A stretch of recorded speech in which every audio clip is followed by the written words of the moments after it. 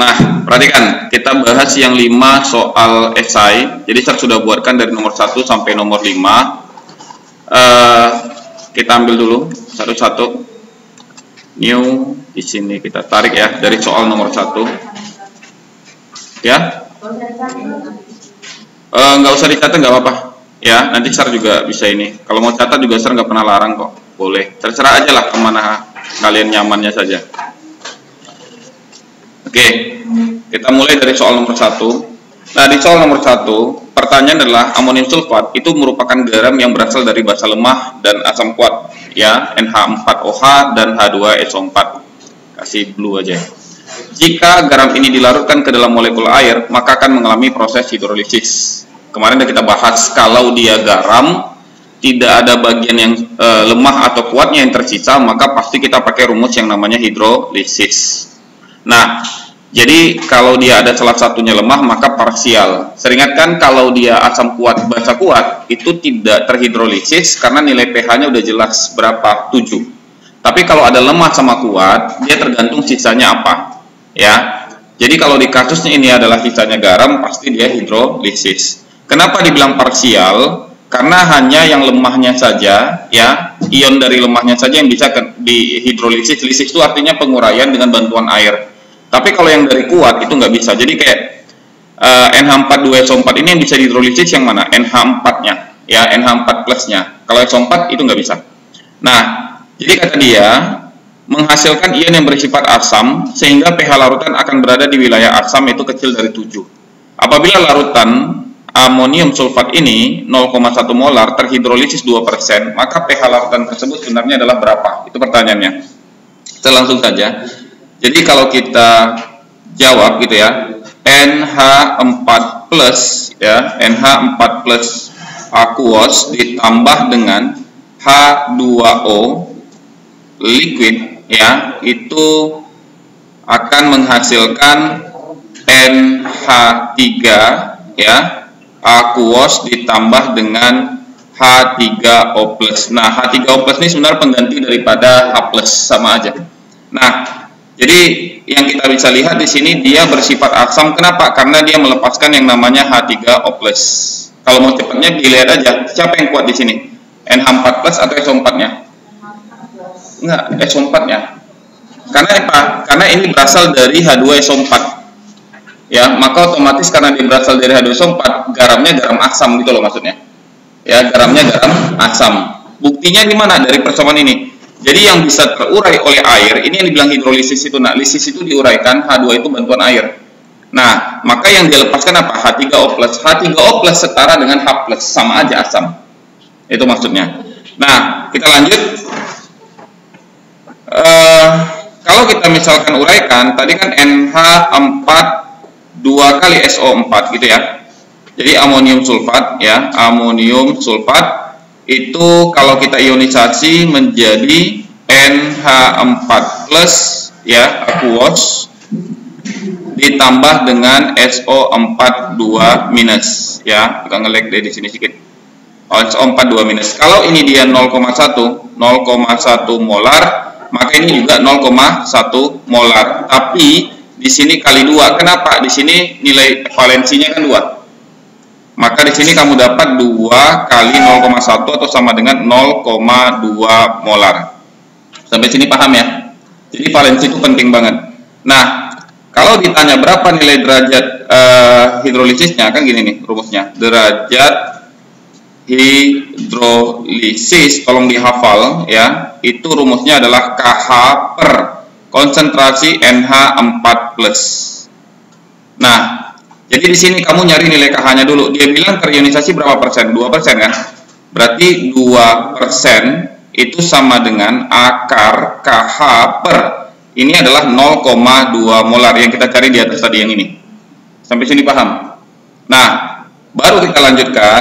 Berarti kalau Sar pengen masukkan ke nilai KH-nya gini. 2/100 berpangkat 2 sama dengan KH dibagi 0,2. Sampai sini paham ya?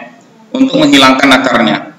Nah, maka di situ kamu bisa lihat langsung saja KH sama dengan 4 kali 0,2 dibagi dengan 10 pangkat 4. Dari mana 10 pangkat 4? 100 pangkat 2 tadi. Oke, maka kalau kita selesaikan, KH-nya itu nilainya adalah 8 kali 10 pangkat min 5. Nah, maka di situ konsentrasi H+ di sini aja. Karena dia kita tahu tinggal substitusi nilai saja, berarti KH dikali dengan konsentrasi NH 4+, ya, NH 4+. Nah, kamu tinggal substitusi, berarti akar 8 kali 10 pangkat min 5, agak ngelek ya, 10 pangkat min 5 dikali 0,2, ya, 0,2. Maka langsung dapatnya langsung saja 4 kali, ya, 4 kali 10 min 3 molar. 10 min 3 molar. Nah, maka pH, ya, pH itu min lognya dia. Min log 4 kali 10 min 3. Maka langsung aja serbuat pH-nya sama dengan 3 kurang log 4, ya, kurang log 4. Nah, ini jawabannya. Oke, jadi bedanya dengan ujian nanti itu gimana? Sir cuma mengganti persentasenya sama konsentrasinya. Paham maksud Sir? Jadi kalau di sini 2%, di ujian ya nggak mungkin 2%. Kalau di sini dia 0,1 molar, di ujian nggak mungkin 0,1 molar. Paham ya? Cuman begitu aja. Tapi prinsipnya sama. Dan jangan pernah tertipu dengan antaran di awal. Dia cuma mengantarin doang dengan cerita-ceritanya, narasi-narasinya. Paham sampai sini? Oke, jadi itu untuk soal nomor 1. Yes. Bukan soal paling kuat, karena dia yang bisa dihidrolisis lebih tepatnya. Sekarang gini, garam kita ini garam apa? Garam asam. Kenapa garam asam? Karena terbentuk dari basa lemah dan asam kuat. Berarti yang kuatnya siapa? Asamnya. Makanya disebut garam asam. Berarti yang kamu cari di sini adalah H+ gitu loh konsepnya. Yang kamu cari di sini adalah H+. Nah, kemudian kenapa yang kita pakai di situ adalah ini? Karena ini sebenarnya adalah konjugatnya. Konjugat dari mana? NH4OH. Jadi yang bisa mengalami hidrolisis dengan air adalah yang lemahnya. Kalau yang SO4-2-, jadi kalau SO4-2- itu ditambah H2O, ya, H2O itu nggak terjadi reaksi, ya, tidak terjadi reaksi di sini. Sama kayak Sir bilang misalkan CH3COO-Na, yang bisa terhidrolisis yang mana? CH3COO-. Kalau Na-nya, Na+-nya ketemu H2O bisa nggak? Nggak bisa. Jadi semua yang berasal dari kuat tidak bisa. Maka seperti NaCl, ini contoh aja, NaCl bisa dihidrolisis nggak? Nggak bisa. Karena Na+ tambah H2O tidak bereaksi, Cl- tambah H2O tidak bereaksi gitu loh. Paham maksud saya? Nah, tapi kalau dia ada lemahnya salah satunya bisa. Bagaimana kalau dia asam lemah sama basa lemah? Maka dibilang hidrolisisnya bukan parsial. Parsial itu artinya setengah, sebagian gitu loh maksudnya. Tapi kalau dia lemah sama lemah, hidrolisisnya disebut hidrolisis total. Dua-duanya terhidrolisis. Iya, jadi ada rumusnya khusus lagi gitu loh.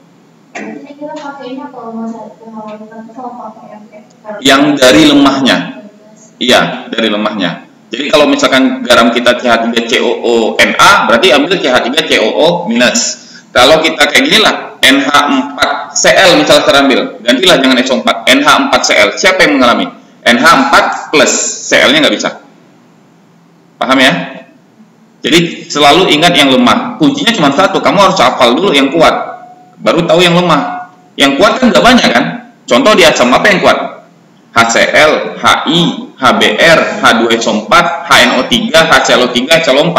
Berarti di luar daripada itu lemah. Kalau saya bilang HCN, asam cyanida, lemah karena nggak di situ, gitu loh. Padahal sebenarnya pengertiannya adalah karena tidak terionisasi sempurna. Itu aja sebenarnya pengertiannya.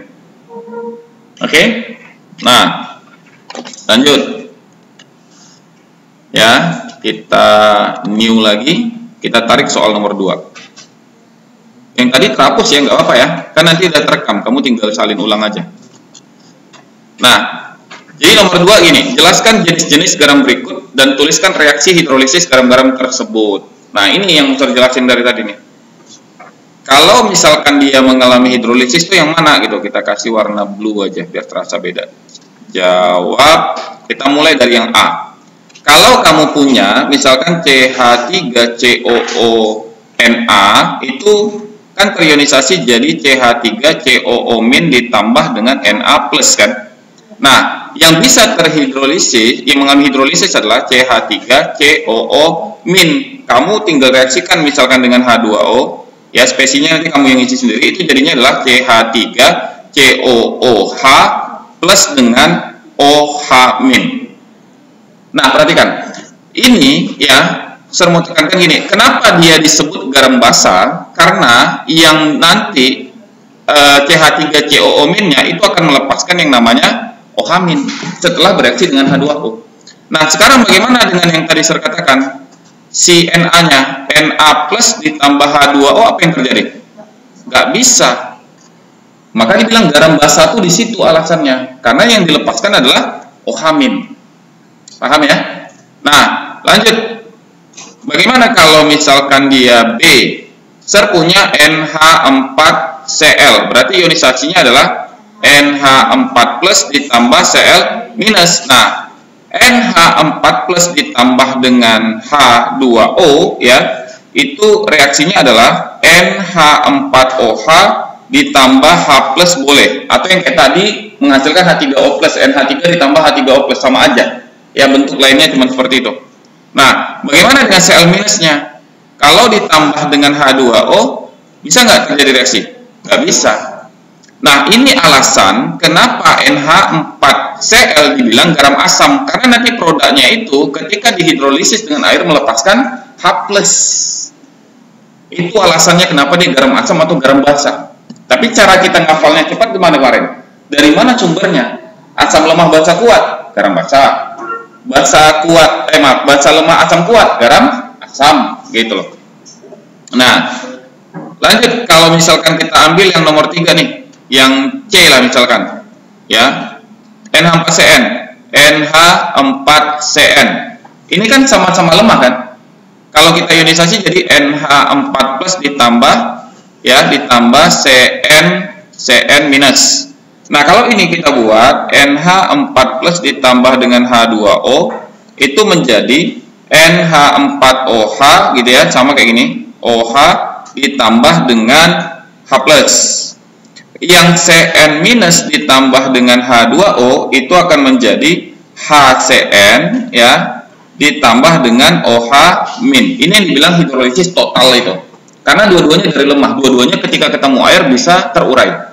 Katalisis itu artinya terurai. Nah, lanjut yang keempat, yang D, itu NaCl. NaCl berarti dari mana? Na plus tambah Cl minus, sama-sama kuat kan? NaOH HCl bisa nggak mengalami hidrolisis? Bisa atau tidak? Nggak bisa, nggak mau dia. Bagaimana Cl minusnya? Nggak mau juga gitu loh. Maka otomatis kamu nggak bisa pakai rumus hidrolisis di sini. Paham ya? Karena nggak bisa dia ketika mengalami reaksi dengan H2O. Paham? Jadi kalau ketemu mereka itu langsung aja kamu tembak, pH-nya harusnya netral 7. Dengan catatan mol mereka sama. Oke. Yes. Nggak bisa. Karena nggak bisa langsung terurai dengan air. Dia cuma jadi Na plus Cl min, udah. Gitu aja garamnya. Jadi jatuhnya ke garam netral.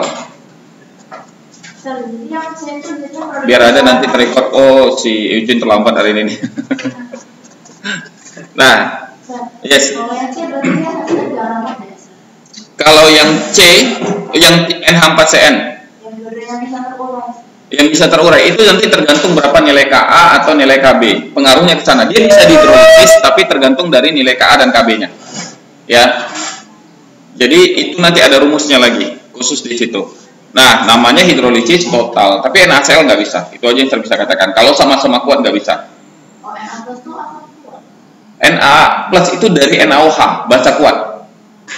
Cl itu dari HCl, asam kuat. Jadi kalau dia kan yang basa kuat itu nggak banyak kan? Apa aja? Golongan 1 atau golongan 2 logamnya ya, kecuali berilium yang berikatan dengan OH minus. Contoh NaOH golongan 1 kan. Kalau saya bilang CaOH 2 kali, golongan 2 kan. Itu basa kuat juga. Berarti di luar daripada itu lemah. Contoh NH4OH kuat atau lemah? Lemah, karena bukan logam golongan 1 atau golongan 2. Paham? Oke. Lanjut di soal bagian B ya.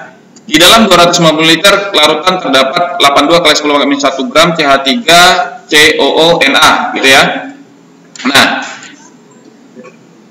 yang terlarut jika Ka-nya adalah 10-5, maka pH larutan tersebut adalah berapa? Nah, yang ini serjawab di atas saja ya. Serjawab di atas saja. Gini. CH3COO-NA menghasilkan CH3COO- ditambah dengan Na+. Nah, ini kamu tahu pasti ini adalah garam basa kan? Oke, kenapa? Salah satu sumbernya dari basa kuat. Nah, ini asam lemah ya, asam lemah ini dari basa kuat sumbernya ya, sumbernya dari basa kuat. Nah, berarti yang bisa dihidrolisis yang mana? CH3COO- kan? Ya, karena dia dari lemah gitu loh. Kalau Na-nya nggak bisa. Nah, saya langsung saja. Kalau misalkan saya cari gramnya CH3, ya agak ngelek sedikit nih. CH3COO-NA itu sama dengan 82 kali 10-1 boleh saya buat 8,2 gram kan? Nah, kalau MR-nya CH3COO-NA ya, COO-NA itu adalah 82. Kamu tinggal hitung aja. Berarti kalau misalkan saya tanya berapa nilai molnya, 8,2 ya, 8,2 dibagi 82 berarti sama dengan 0,1 kan? Ya, 0,1 mol. Oke, terdapat molnya. Berarti kalau saya mau cari nilai konsentrasi dari CH3COO-NA gitu ya, sama dengan 0,1 dibagi berapa liter dia? 250 mili yang ini. Ingat rumus ini setara dengan apa? Molaritas kan? Molaritas rumusnya mol per volume kan?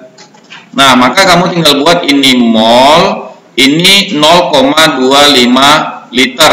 Ingat di atasnya kalau mol, bawahnya wajib liter. Kalau di atasnya milimol, di bawahnya mililiter. Itu temenan, tidak boleh diganti-ganti. Nah, sama dengan, saya langsung aja itu dapatnya 0,4 molar. Tadi garamnya udah sepakat garam basa, berarti OH- ya sama dengan akar. Saya langsung masukin, kamu harus tahu rumusnya KW ya, KW per Ka kali konsentrasi CH3COO-. Berarti 10 min 14 ini KW tetapan. Bagi Ka-nya berapa tadi? 10 min 5, 10 min 5 dikali konsentrasinya tadi berapa? 0,4 ya, karena space-nya terbatas, langsung masukin. Kamu lihat rumus, ini rumusnya adalah rumus hidrolisis ya. Nah, jadi di sini langsung saja dapat jawabannya 2 kali 10 min 5. Oke. POH min log ya. Salah di sini, kok dimundur deh. Agak ngelek ya. Min log 2 kali 10 min 5 berarti sama dengan berapa? 5 kurang saya harus ngikutin dia jadinya log 2 ya, 5 kurang log 2. Nah, berarti pH di sini ya, nanti kamu ikutin aja kalimat per ininya. Berarti 14 kurang ini, 14 kurang ini, 14 kurang 5 kurang log 2 dapat berapa? 9 tambah log 2 ya, 9 tambah log 2 ya. Nanti di video kamu tinggal lihat aja dari mana 9 tambah log 2, berarti 14 kurang dalam kurung ya, 5 kurang log 2 dapatnya 9 tambah log 2. Nah, inilah jawabannya, 9 tambah log 2. Nah, ini jawaban untuk soal nomor 2. Sampai di sini ada pertanyaan? Dia nggak sulit, nah, cuman kadang-kadang saking banyaknya rumus kamu ragu mau pakai yang mana. Makanya di sini nih kamu tinggal lihat dia nggak dia bilang hidrolisis. Kadang-kadang kan kita bikin masalahnya di situ. Yang menandai dia hidrolisis itu apa? Dia nggak beritahunya ada hidrolisis, tapi yang menandai ini bakal kita pakai rumusnya hidrolisis bukannya penyangga, bukannya asam basa biasa, Pak. Karena cuma ada garam aja. Nih, kamu dikasih garam nih, gitu loh. Tentukan pH-nya, berarti udah sepakat kan? Yang kamu cari apa? Hidrolisis. Tapi kalau ada lemahnya sama garamnya, mau dia asam lemah dengan garamnya atau basa lemah dengan garamnya, baru kamu pakai penyangga, buffer. Ya, tapi kalau misalkan ada situ yang kuatnya, yang bersisa kuatnya, ya walaupun ada garamnya di situ, maka kamu mau nggak mau pakai apa? Asam basa kuat. Selesai. Jadi kalau misalnya ada kayak mula-mula versi sisa nih, mula-mula versi sisa kan, asam lemah basa kuat, garam, asam lemah basa kuat, garam. Ternyata yang sisa apa? Ada basa kuat. Garam pasti sisa karena di produk pasti muncul. Kalau yang ada kuat di situ, kamu nggak boleh pakai penyangga, kamu nggak boleh pakai hidrolisis, kamu pakai rumus asam basa biasa. Berarti basa kuat rumusnya apa? Konsentrasi OH- sama dengan B kali MG kan? Nah itu maksudnya. Jadi urutan prioritasnya sudah ada apa? Asam basa kuat, strata paling tinggi, asam basa lemah, baru garam. Makanya kalau kayak gini, kalau di penyangga kamu ketemunya adalah misalkan asam lemah dengan garam basa, itu pasti asam lemah, garam basa. Kamu nyarinya H+ atau H-? H+. Kenapa? Asam lemah lebih tinggi stratanya dari garam basa. Kalau produk atau garam pasti sisa. Yang bereaksi tergantung berapa sisanya nanti. Bisa jadi yang kuat sisa, bisa jadi yang lemah sisa. Kalau yang lemah sisa, garamnya pasti ada kan? Pasti penyangga. Tapi yang kuat sisa, asam basa kuat. Ternyata habis dua-duanya, lemah sama kuatnya. Sisanya cuma garam, pakai rumus hidrolisis. Yang kayak kemarin yang kita kasihkan itu, kan ada yang di PowerPoint kan? Kalau misalnya dia kalau garamnya ada, kalau garamnya doang hidrolisis. Itu aja. Di sini dia cuma garam doang. Di dalam 250 ml larutan terdapat 82 kali 10 pakai 1 gram cairan yang terlarut. Berarti yang terlarut dalam apa? Air kan? Nah, kalau begitu berarti nggak ada yang lain, nggak ada lemahnya, nggak ada kuatnya. Berarti cuma garam, maka otomatis jadi hidrolisis. Langsung tuh, otomatis. Jadi kalau garam itu udah gambaran itu habis semua ya? Iya. Pokoknya reaktornya habis semua. Tapi kalau dia reaktor ada yang sisa kuatnya, berarti kita pakai asam basa kuat. Kalau misalnya lemah? Kalau lemah kan pasti garam ikut kan? Garam pasti ada kan? Garam itu kan di produk kan? Berarti kita pakai hidrolisis. Pakainya buffer. Buffer penyangga. Jadi kalau ada lemah sisa nih, yang kuatnya habis. Lemah sisa, garamnya pasti ada. Itu penyangga. Penyangga itu gini, dia harus dua. Intinya gitu, dia harus dua. Harus ada lemah sama garam. Hidrolisis cuma satu, garam. Kalau yang kuat, ya asam basa, pokoknya yang lain ada pun dia nggak peduli. Saya tetap paling stronger, saya paling kuat, maka saya di basa kuat gitu. Ya, basa kuat, asam kuat, ada sisa, pakai dia. Yang lain walaupun ada garam, walaupun ada lemah nih, kita pakainya reaksi terhenti. Sebelum habis ya salah satunya kita hentikan. Dia ada kuat di situ, yang lain nggak laku, langsung dia. Paham? Itu yang menentukan pH-nya. Pas itu dia. Menentukan pH-nya diambil dari sana.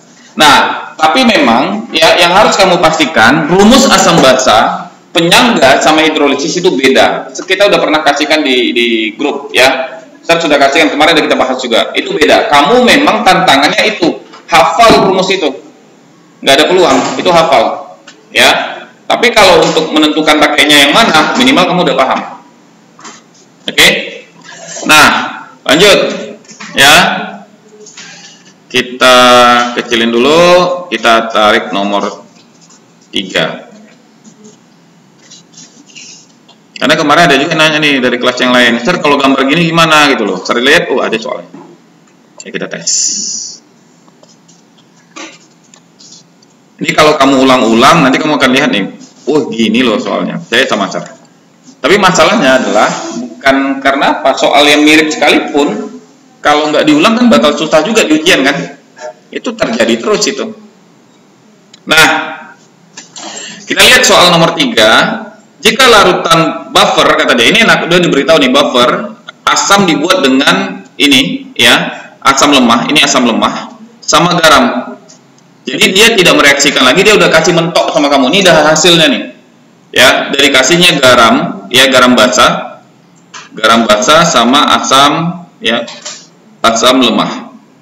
Nah, kira-kira pH yang terbentuk berapa? Dia udah kalimatnya jelas banget, dibilangnya buffer. Oke, pokoknya kalau ada asam lemah, ya lemah dengan garamnya udah jelas pakai rumus buffer. Nah, untuk di soal nomor 3, kalau kita jawab, cari dulu mol CH3COOH. Molnya berapa? 6 gram, MR-nya 60. Berarti dapatnya 0,1 mol.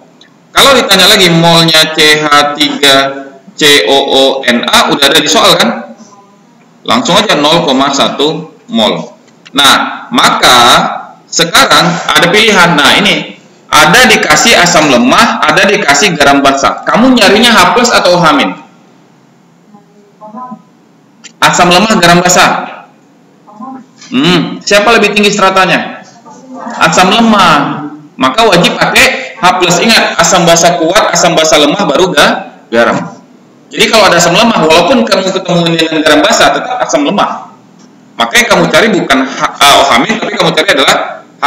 Nah, karena kamu tahu ini rumusnya adalah rumus penyangga ya, atau bahasa lainnya disebut buffer, maka kamu pakai rumus ini nih, Ka kali mol asam lemah bagi mol saya bilang gini, basa konjugat.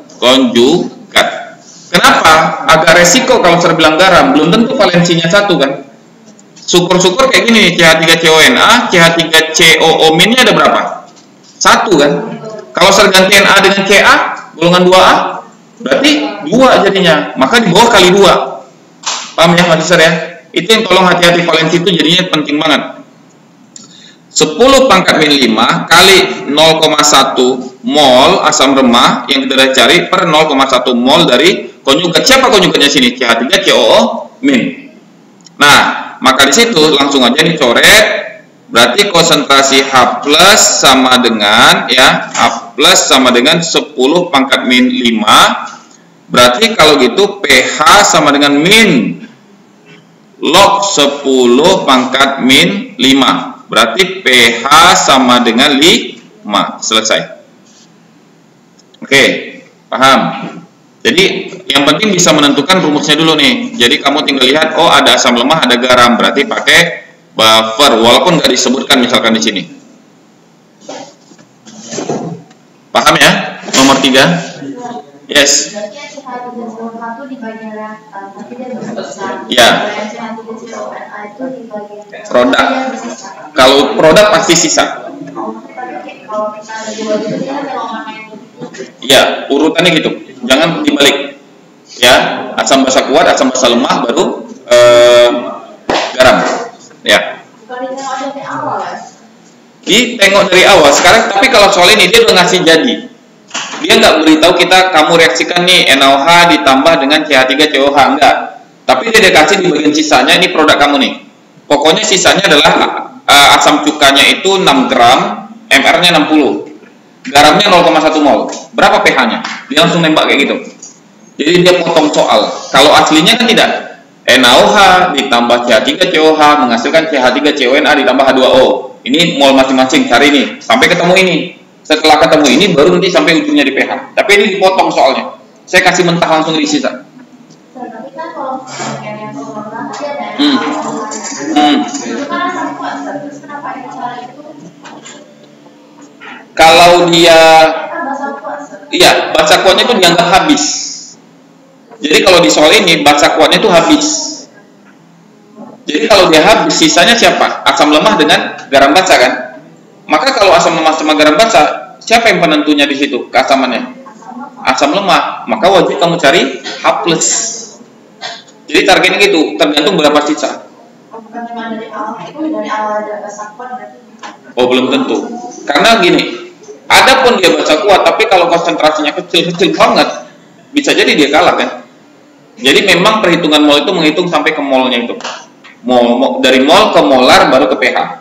Nah, oke, kita lanjut di soal berikutnya.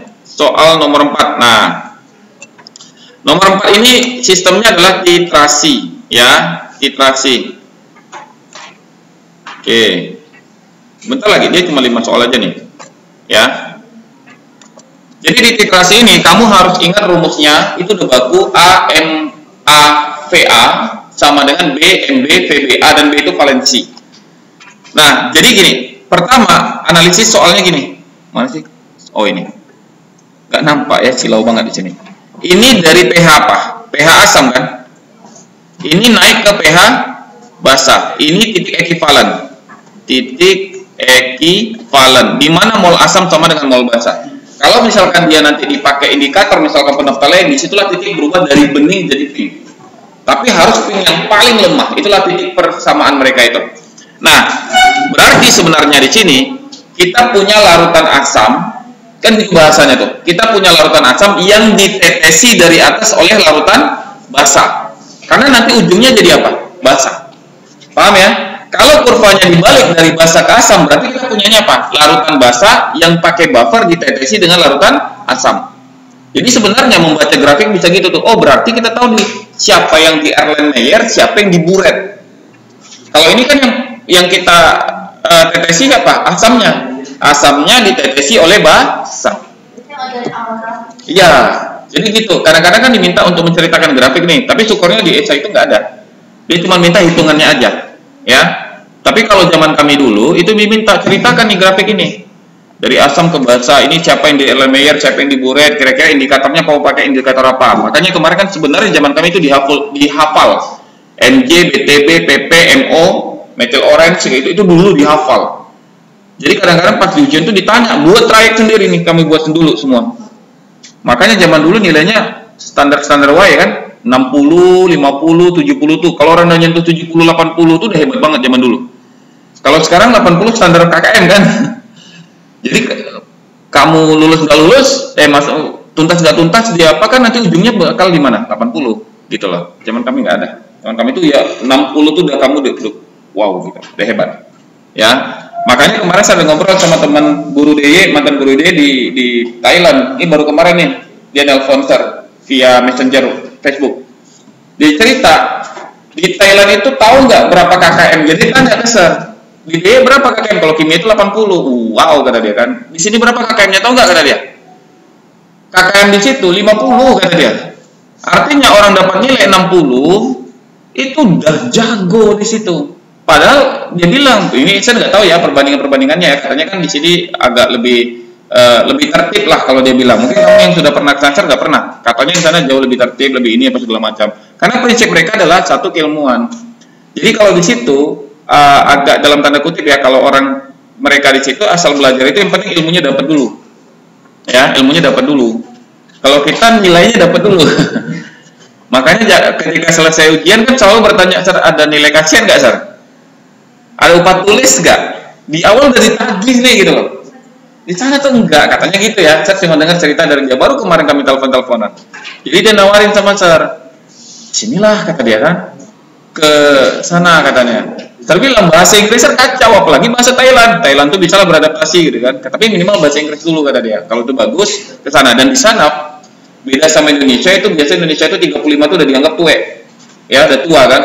Buat lowongan pekerjaan dimintanya apa tuh? Usia maksimal 35 tahun kan. Di sana nggak ada. Berarti sama kayak di Eropa, 40 pun diterima gitu loh. 45 pun diterima.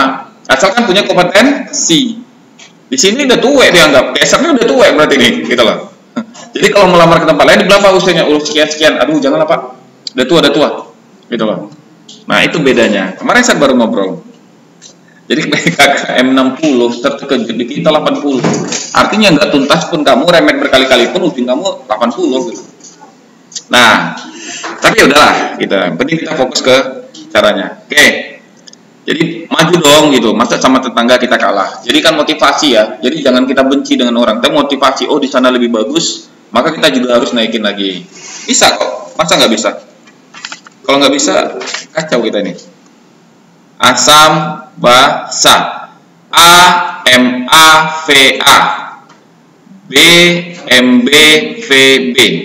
Kan gitu tuh rumus titrasi kan. Ada yang lain. Ini aja rumus titrasi sebenarnya. Nah, hati-hati dengan A dan B valensi, ya. A dan B ini valensi. Jadi misalkan kayak HCl, H plusnya 1, valensinya 1. Kalau H2SO4, H plusnya 2, berarti valensinya 2. Itu aja yang harus hati-hati. Nah, berarti di sini Cer masukin yang CH3COOH, ini yang Cer buat adalah NaOH. Kan kesamaan mereka adalah titik ekivalen itu sama di mol kan? Maka di sini 1 kali Ma itu kan yang dicari itu cuka.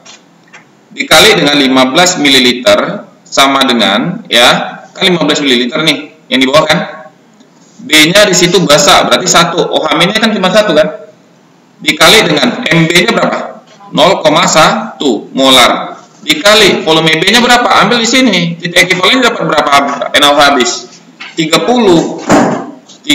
ml. Maka langsung saja Cer Ma-nya sama dengan 0,1 kali 30 bagi 15. Ini dibagi dapat 2. Berarti dapatnya berapa? 0,2 ya, 0,2 molar. Selesai. Itulah molar cuka. Oke. Sekarang tadi sepakat kita nih. Kita asam di kondisi misalkan di Erlenmeyer-nya. Kamu tetesin dari atas basa. Titik ekivalen adalah titik kesamaan mol asam dengan mol basa. Itulah indikator kalau kita tetes dengan phenoftalein warnanya berubah. Yang kemarin kita pakai praktikum, kan ada yang berubah jadi pink kan? Kalau kebanyakan kamu jadi ungu kan? Nah, itu kalau misalkan di labor itu harus kalaupun pink paling lembut. Gimana saya mau bilang pink paling lembut? Makanya kalau pakai jas lab kan jas lab itu putih tuh. Kami gini kan ke jas lab tuh. Kalau terlihat pinknya di situ pudar dia, nah itu udah di stop. Kelebihan berarti molnya udah beda. Nah, itulah titik kamu hitung yang dapat 30 mili. Berarti NaOH yang kamu pakai untuk percobaan ini yang ditetesin ke asam kamu tadi adalah 30 mili, itu maksudnya. Nah, cuka kamu CH3COOH itu udah dikunci di awal itu 15. Kan bukan dia ditambah, bukan dia yang kita masukin, tapi dia yang sudah di awal kan. Berarti yang variabel yang kekuncinya itu di dia itu. Dia tidak boleh berubah, dia cuma 15 mili. Kamu teteskan terus NaOH, ternyata dia sampai titik ekivalennya di 30 mili. Berarti volume yang dipakai di NaOH yang mana? 30 mili, titik ekivalen itu. Iya. Itulah titik di mana molnya sama. Ingat rumus molar itu apa? Mol per volume kan? Rumus mol itu adalah molar kali volume. Ini kan molar kali volume kan? Berarti itulah titik kesamaan molnya mereka. Namanya titik ekivalen. Oke? Paham ya? Jadi tampilannya aja dibuat kayak gambar-gambar apa segala macam, padahal sebenarnya tidak. Ini kalau nanti kita lakukan namanya titrasi. Kemarin kenapa tidak kita lakukan? Karena memang prosesnya agak repot. Menyusun alatnya aja sih. Kadang-kadang kleknya itu suka longgar. Sedangkan durasi aja kita kemarin hampir habis untuk dengan tetes-tetes indikator, ya kan? Nah, lanjut ke soal berikutnya. Terakhir soal nomor 5. Nah, ini gampang aja. Ya, ini sering ingatkan kembali, ini hanya langsung ke tujuan pertanyaan.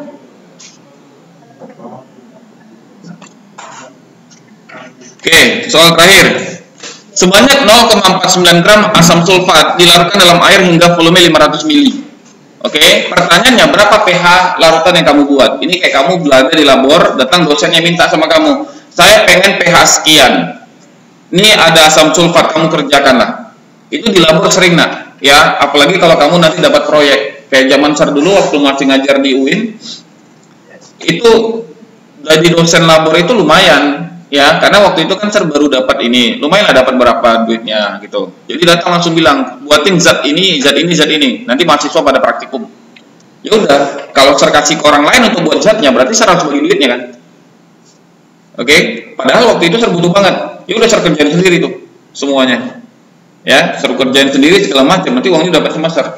Gitu loh. Paling nanti untuk bantu asistennya aja Cer kasihkan gitu. Nah, itu kalau di mahasiswa kamu harus pinter-pinter. Bukan kita mau pelit, tapi kamu harus bertahan hidup kan. Kan itu target kita ketika kampus itu. Nah, mana sih? Oh ini. Jadi kalau kita jawab ya, langsung aja. Misalkan mol H2SO4 itu sama dengan 0,49 gram bagi MR-nya 98. Langsung aja dapatnya adalah 5 kali 10 pangkat min 3 mol. Gitu ya. Nah, Molarnya dari H2SO4 sama dengan 5 kali 10 pangkat min 3 dibagi 0,5 liter. Ya, dapatnya adalah 10 pangkat min 2 molar. Oke. Maka konsentrasi, ya ini soal nomor 1 tadi, konsentrasi H plus sama dengan A kali MA karena asam kuat, berarti di sini H2SO4 itu 2 kali MA-nya 10 pangkat min 2, gitu ya. 2 kali 10 pangkat min 2 sama dengan, udah ya, 2 kali 10 pangkat min 2. Maka pH sama dengan min log 2 kali 10 pangkat min 2, atau sama dengan 2 kurang log 2. Oke? Nah, nanti kamu tinggal cek aja hitungannya benar atau tidak. Nomor 2, ada basa lemah valensi 1. Dia nggak beritahu basa lemah. Anggap aja ya, kita misal aja basa lemah valensi 1 boleh nggak saya tuliskan kayak NH4OH? Boleh kan? Karena OH-nya cuma 1 kan? Maka dibilang basa lemah valensi 1. Jadi saya boleh misalkan NH4OH biar nggak kemana-mana pikiran saya. Volumenya 200 mili, KB-nya 10 pangkat min 5, pH-nya berapa? Berarti kalau basa lemah pakai rumusnya, kan ada tuh. Ya, rumusnya pakai akar. Nah, langsung aja berarti molnya NH4OH itu sama dengan 0,08 mol. Sudah ada. Molarnya NH4OH itu sama dengan 0,08 dibagi volumenya berapa? 200 mili ya? Kalau ini mol berarti harus ubah ke 0,2 liter kan? Oke, langsung aja dapatnya adalah 0,4 molar. Berarti karena basa konsentrasi OH min, ya, akar KB kali MB.